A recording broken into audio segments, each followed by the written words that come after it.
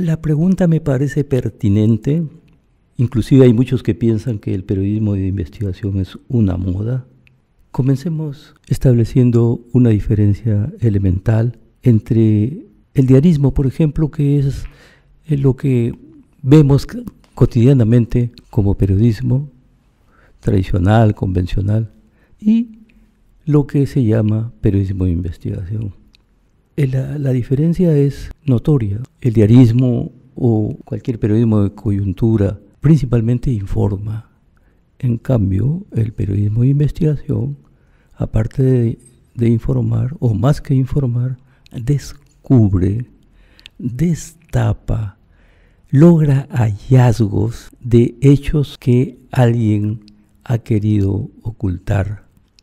Ese alguien son poderes. Otra diferencia, el diarismo trabaja con hechos sencillos que pueden ser resueltos en el día. En cambio, la investigación periodística trabaja con hechos complejos y los resuelve en un tiempo mayor. Otra diferencia, el diarismo publica a plazo fijo, cada día, cada semana, cada quincena, cada mes. El periodismo de investigación publica cuando sus hipótesis han sido comprobadas. El diarismo utiliza fuentes abiertas a las que podemos tener acceso todos, en cambio la investigación periodística va a fuentes confidenciales, a fuentes secretas, aparte por supuesto de las fuentes abiertas. El diarismo verifica las fuentes en forma limitada debido al tiempo corto de que dispone, en cambio el periodismo de investigación está obligado a verificar todas las fuentes implicadas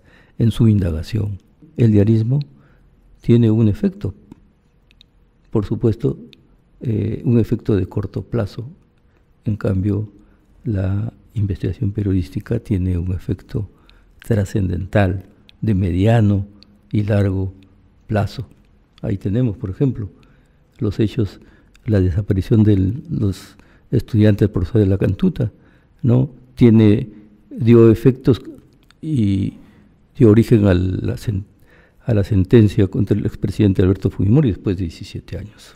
No existe un solo periodismo de investigación. Hoy existen varias corrientes. Esta modalidad de reportaje apareció en Estados Unidos en el siglo XVIII, posteriormente decayó y renació en el año 1960, cuando se da la gran guerra entre Estados Unidos y Vietnam, o para decirlo en términos más apropiados, la intervención de Estados Unidos en la península de Indochina, en Vietnam, ¿no? Que se comienzan a escribir libros, primero grandes historias sobre esa guerra desigual, y luego en el año 1970 se produce el bien conocido proceso de investigación periodística conocido como Gotherg. Gotherg es el nombre del edificio donde tenía su sede el comité electoral del Partido Demócrata, y fue, como nos decimos los peruanos, chuponeado, ¿no? O espiado por los republicanos, concretamente por el gobierno republicano que estaba en el poder, representado por Richard Nixon, y que pretendía reelegirse.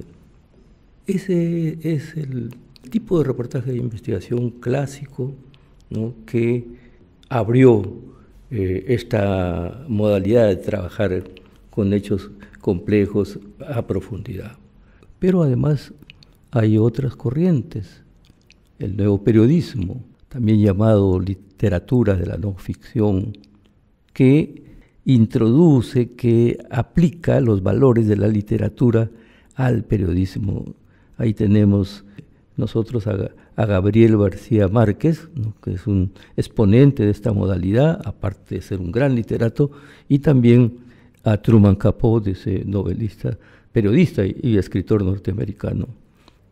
Frente a estas corrientes han surgido otras que parecen que cuestionaran las concepciones del reportaje de investigación, pero que en realidad la suman. Por ejemplo, el periodismo de precisión es una escuela contemporánea que dice, ¿por qué vamos a trabajar solamente con las fuentes secretas? No, solamente, así radicalmente dice, hay que trabajar con las fuentes abiertas, con aquellas que nos permitan o que permitan a cualquier lector o público comprobar que las conclusiones de una investigación o los argumentos o elementos que han llevado a una conclusión son ciertos.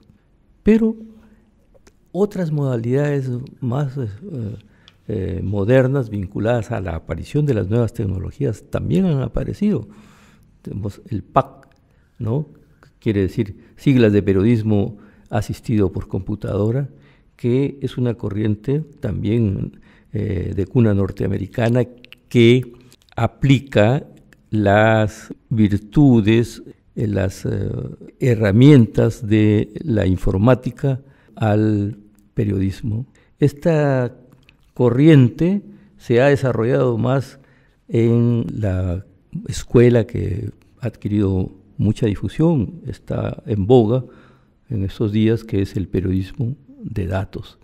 El periodismo de datos cuenta historias, descubre y desarrolla historias a partir de bases de datos construidas con herramientas digitales, herramientas que le dan una capacidad cuantitativa sin precedentes. Las investigaciones que realizaron Ojo Público, Convoca, el IDL Reporteros, son un ejemplo de esta modalidad. ¿En qué momento surge el periodismo del Perú, de investigación en el Perú? El periodismo de investigación aparece como resultado de factores internos, violencia y narcotráfico en la década del 80, a fines de los 80 y comienzos de los 90 es más notorio y es considerada por el informe de la Comisión de la Verdad como la etapa de auge del periodismo de investigación. De esa época datan las investigaciones emblemáticas, ¿no?, de esta modalidad de periodismo investigativo, el caso La Cantuta, la sobrevaloración de la compra de los aviones MiG, la nacionalidad verdadera del expresidente Alberto Fujimori.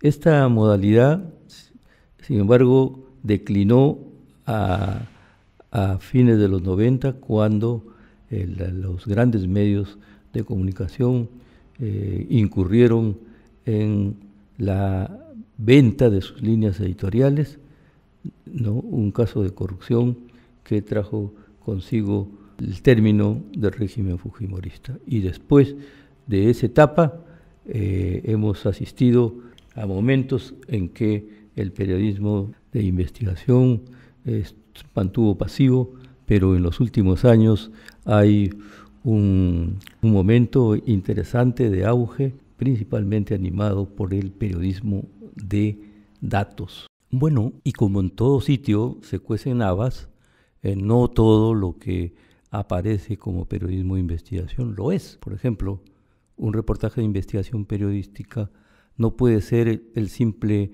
volteo de investigaciones realizadas por otros autores, fuentes o especialistas. Tampoco una investigación periodística puede basar sus conclusiones en testimonios falsos, en hechos no verificados o en información obtenida a cambio de dinero u otro tipo de retribución. Y en general, o en lo esencial, no todo aquel informe de investigación periodística que no se ajuste a las normas éticas y a las normas técnicas, no de la especialidad, no puede considerarse como una expresión de esta corriente tan importante en estos días.